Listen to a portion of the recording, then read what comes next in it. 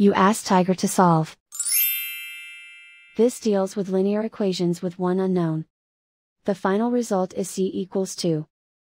Let's solve it step by step. Group all constants on the right side of the equation. Subtract 8 from both sides. Simplify the arithmetic.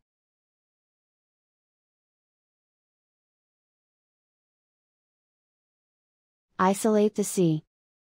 Divide both sides by 3.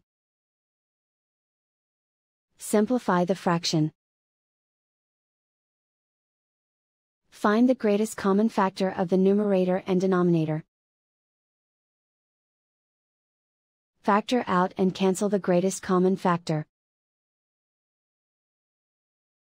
And so the final result is c equals 2.